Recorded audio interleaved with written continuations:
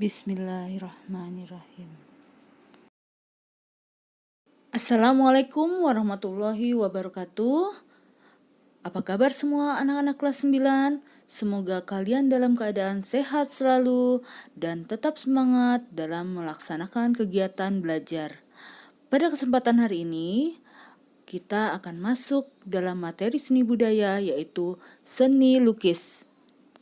Adapun tujuan dari pembelajaran ini, siswa dapat mengetahui pengertian seni lukis, tema dalam seni lukis, aliran gaya seni lukis, teknik membuat seni lukis, alat dan bahan yang digunakan dalam seni lukis, prosedur dalam melukis. Arti seni lukis. Seni lukis merupakan karya seni rupa berbentuk dua dimensi dengan menggunakan alat, bahan, dan teknik tertentu. Seni lukis adalah sebuah pengembangan dari menggambar, biasanya memiliki keunikan atau ciri khas tersendiri. Adapun ciri-ciri seni lukis dapat kita lihat dari 1. Tujuan berkarya seni lukis. 2. Gaya atau aliran seni lukis. 3. Tema seni lukis. 4. Alat dan bahan. 5. Teknik dan prosedur seni lukis. 6. Bentuk hasil karya. Tujuan berkarya seni lukis dapat dibagi menjadi 4 kelompok. Pertama, tujuan religius. Kedua, tujuan kritik sosial. 3. Tujuan ekspresi. 4. Tujuan komersil. Aliran atau gaya seni lukis terbagi menjadi 3 kelompok. Gaya representatif, gaya deformatif, dan gaya non-representatif. Gaya representatif terbagi menjadi 3 kelompok. Romantisme, naturalisme, realisme. Gaya deformatif terbagi menjadi 4 kelompok.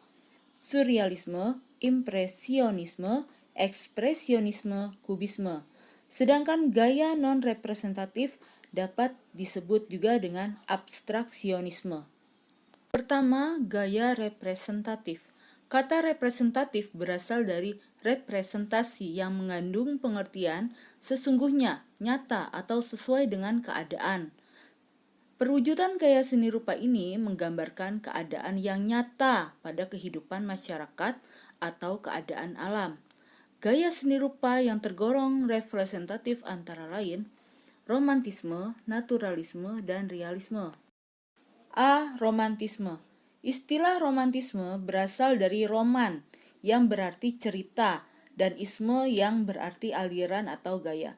Romantisme adalah gaya atau aliran seni rupa yang menggambarkannya mengandung cerita kehidupan manusia atau binatang. Perupa mancanegara yang mempelopori gaya ini antara lain Francisco Goya dari Spanyol, Turner dari Inggris, dan Rubens dari Belanda. Perupa Nusantara yang mengambil gaya itu adalah Raden Saleh.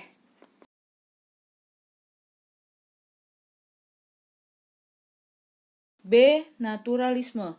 Istilah naturalisme berasal dari kata natur atau natural yang berarti alam dan isme yang berarti aliran atau gaya.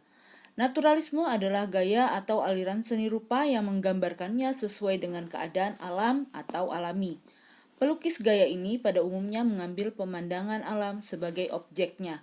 Perupa mancanegara yang mengambil gaya ini antara lain Rubens, Claude, Gainsbourg, Constable, dan Turner. Perupa Nusantara yang mengambil gaya ini antara lain Abdullah Suryo Subroto, Wakidi, Mas Pringadi, dan Basuki Abdullah.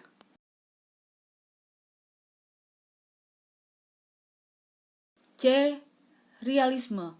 Istilah realisme berasal dari kata real yang berarti nyata dan isme yang berarti gaya atau aliran. Realisme adalah gaya atau aliran seni rupa yang menggambarkannya sesuai dengan kenyataan hidup. Perupa Nusantara yang mengambil gaya ini antara lain Trubus, Tarmizi, Wardoyo, dan Dullah. Sedangkan perupa mancanegara yang mengambil gaya ini adalah Rembrandt van Rijn dari Belanda.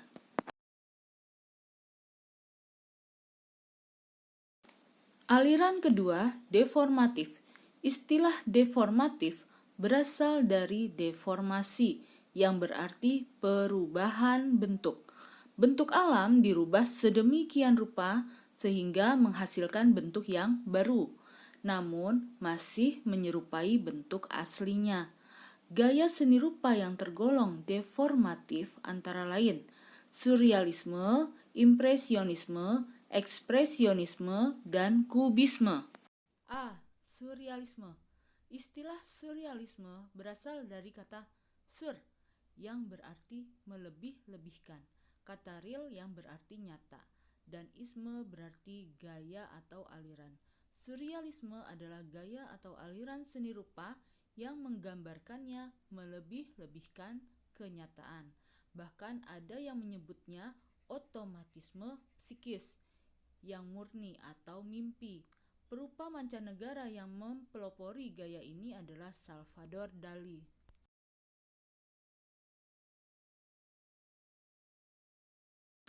B. Impresionisme. Impresionisme berasal dari kata impression yang berarti kesan sesaat dan isme yang berarti gaya atau aliran. Impresionisme adalah gaya atau aliran seni rupa yang penggambarannya sesuai dengan kesan saat objek tersebut dilukis. Gaya ini dipelopori oleh perupa mancanegara seperti Claude Monet. Sedangkan perupa Nusantara yang mengambil gaya ini antara lain S. Sujoyono.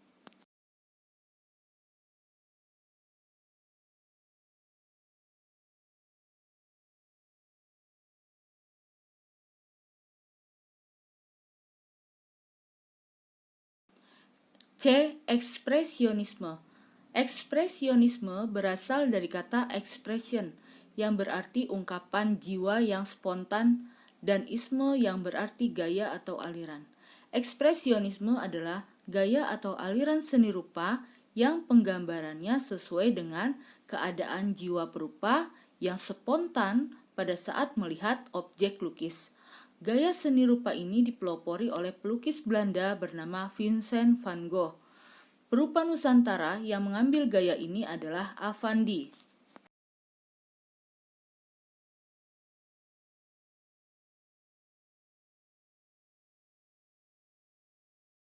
D. Kubisme. Kubisme berasal dari kata kubus yang berarti bidang atau bentuk persegi empat dan isme yang berarti gaya atau aliran. Kubisme adalah aliran atau gaya seni rupa yang penggambarannya berupa bidang persegi empat atau bentuk dasarnya kubus. Gaya seni rupa ini dipelopori oleh pelukis Spanyol yang bernama Pablo Picasso. Perupa Nusantara yang mengikuti gaya ini adalah Bud Muchtar, Muchtar Appin, Sri Hadi, dan Fajar Siddiq.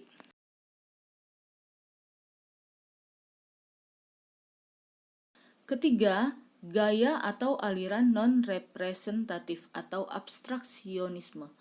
Kata non-representatif atau abstrak mengandung pengertian suatu bentuk yang sukar dikenali, suatu gaya yang lebih sederhana bahkan bentuknya sama sekali meninggalkan bentuk alam. Karya seni rupa abstrak berupa susunan garis, bentuk, dan warna yang terbebas dari bentuk alam. Gaya seni rupa yang berbentuk abstrak ini ada yang abstrak ekspresionis dan abstrak murni.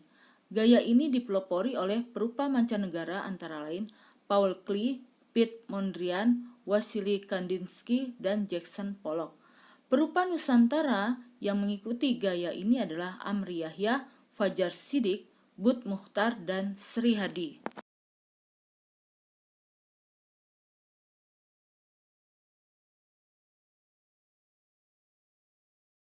Selanjutnya adalah tema seni lukis. Terbagi menjadi 6. Yang pertama, manusia dengan dirinya sendiri.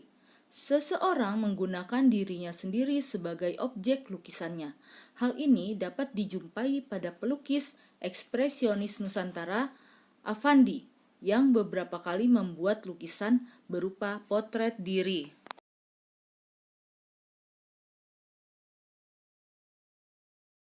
Tema kedua, hubungan manusia dengan manusia lain. Manusia sebagai makhluk sosial dalam mengekspresikan cita rasa keindahan sering menjadikan orang-orang di sekitarnya sebagai objek lukisan. dapat dilihat dari contoh lukisan di bawah ini. Tema ketiga, hubungan manusia dengan alam sekitar.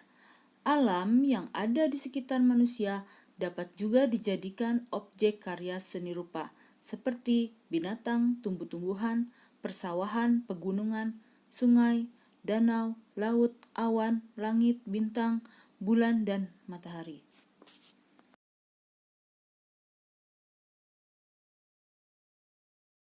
Tema keempat, manusia dengan kegiatannya. Manusia dalam kehidupan sehari-hari selalu melakukan aktivitas. Ada yang bekerja di sawah, nelayan, kusir, pedagang, dan banyak lagi. Di bawah ini adalah contoh lukisan kegiatan manusia yang dapat dijadikan objek karya seni rupa. Tema kelima, manusia dengan alam benda. Alam benda yang dapat dijadikan objek karya seni banyak sekali, seperti bentuk kubistis, silindris, dan bentuk bebas. Misalnya, gelas, cangkir, kendi, guci, vas bunga, meja, kursi, bufet, pesawat TV, kulkas, dan lain-lain. Tema keenam, manusia dengan alam hayal. Alam pikiran manusia sering muncul gagasan-gagasan, imajinasi, atau hayalan-hayalan, bahkan sering muncul pada alam mimpinya. Hayalan manusia yang diekspresikan melalui karya seni rupa berbentuk karya atau menampilkan alam yang tidak pernah kita jumpai. Demikianlah pemaparan Ibu untuk materi kali ini. Untuk lebih jelasnya, silakan kalian membaca buku paket Seni Budaya kelas 9 Kurikulum 2013 edisi revisi 2018. Semoga paparan materi dari Ibu bermanfaat. Wassalamualaikum warahmatullahi wabarakatuh.